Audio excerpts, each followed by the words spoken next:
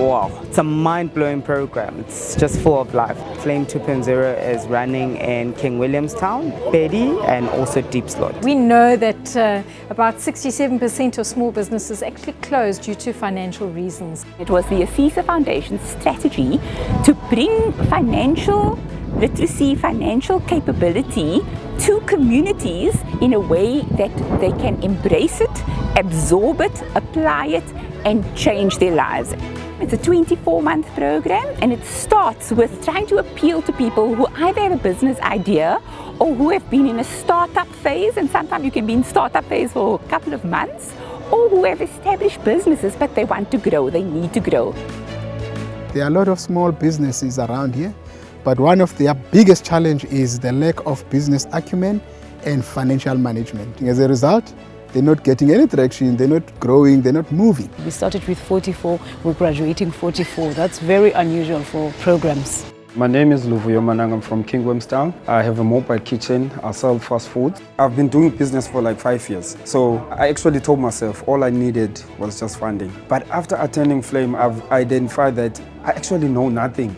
If there was money left, I would just use it for fun and all the other things, not knowing that I actually have to take care of the business. The facilitators were awesome. They give you the theoretical work and they practical, so they actually with you all the way. I was just making money, not knowing how am I supposed to do the costing, how much profit am I making, how to do the records, how to do the budgeting. For the past 6 months, it has grown up with about 20% through the calculations which I learned from ASISA. I was just running a business on day to day, but I didn't even know how to calculate my profit for the month. I've learned how to do costing. I've learned how to do my advertisement so that my business can be seen on other places as well, so that it can generate income as well. And then I've also learned on how to treat my customers as well. PD has put together a program to establish small-scale farmers in the Philippi area, and ASISA is the partner of choice that we want to work with around training small-scale farmers to become emerging and small commercial farmers of the future.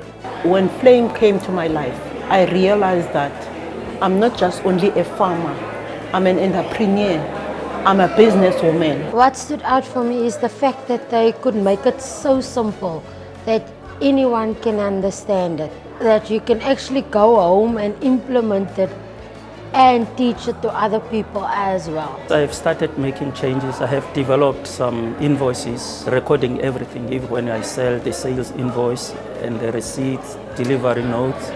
I have those designs that I designed myself, but before I didn't have those records. The next phase of Flame is actually the incubation phase. And what we do is we actually provide training every 2 weeks to the participants, so they come through and they actually also have an opportunity to do new venture creation modules. But also what differentiates it is actually the on-site visits that is actually tailored to each individual business. We see the impact, but the impact is there because it's an intensive program, and the program requires funding, significant funding.